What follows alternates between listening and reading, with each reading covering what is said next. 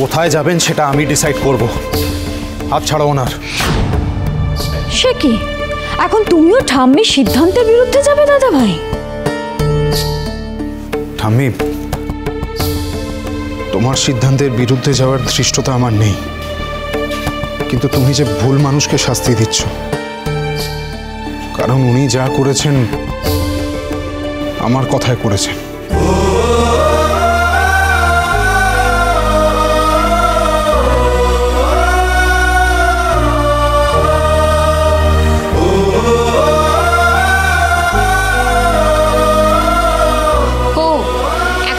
ঠাম্মির সিদ্ধান্তের বাইরে গিয়ে সুধাকে ব্যবসা করার অনুমতি দিবি ভাই? না দিদি, এইসব মিষ্টি নিমকি উনি ব্যবসার জন্য নয়, আমার কথায় বানাচ্ছিলেন।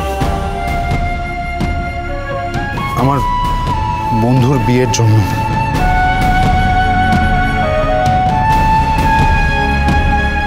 অ্যাকচুয়ালি একদম লাস্ট মোমেন্টে আমার বন্ধুর বিয়ের মিষ্টি তত্ত্ব সব মানে অর্ডারটা ক্যান্সেল হয়ে গেছিল। বিপদে পড়েও আমাকে সবটা জানালো, আমি সুধাকে জানালাম। উনি হেল্প করতে রাজি হয়ে গেলেন। ওটার জন্যই উনি ওই বিয়ের তত্ত্ব মিষ্টি এগুলো বানাচ্ছিলেন আগের দিন। এটা ওদের খুব পছন্দ হলো ঠাম্মি, খুবই পছন্দ হয়েছিল।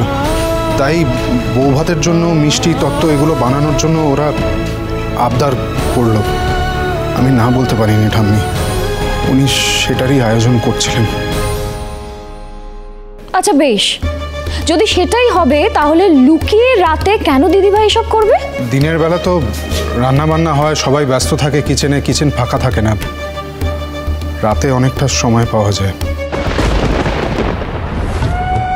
উনি আমাকে বাঁচাতে আজ ঠাম্মিকে মিথ্যে বললেন। আজ অবধি আমার অজান্তে বাড়ির একটা পাতাও নড়েনি, আর তুমি আমার কাছ থেকে এই কথাটা আড়াল করতে পারলে দাদু ভাই?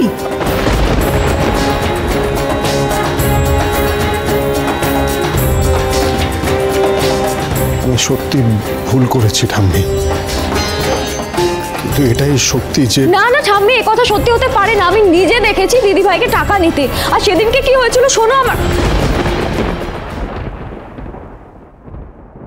আমি সারাটা জীবন বিশ্বাস করেছি যে আর যে যাই করুক আমার দাদু ভাই কোনোদিন আমাকে মিথ্যে কথা বলবে না,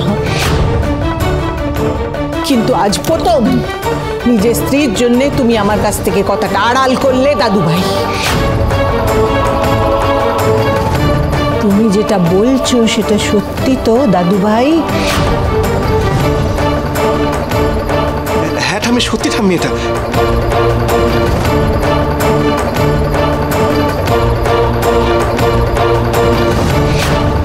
তুমি কিন্তু আমাকে কথা দিয়েছিলে বড়নাথ বৌমা যে আমার কাছ থেকে কোনো সত্যি আড়াল করবে না, কিন্তু তুমি আমার কথা রাখোনি। তুমি একা নও, তুমি আর দাদুভাই দুজনেই আমার বিশ্বাস ভেঙেছ। তবে এই শেষ। ভুল বারবার হলে কিন্তু সেটা আর ভুল থাকে না, সেটা খারাপ অভ্যাস হয়। শুভ বিবাহ সোম থেকে রবি প্রতিদিন রাত ৯টায় স্টার জলসায় ও ডিজনি প্লাস হটস্টারে।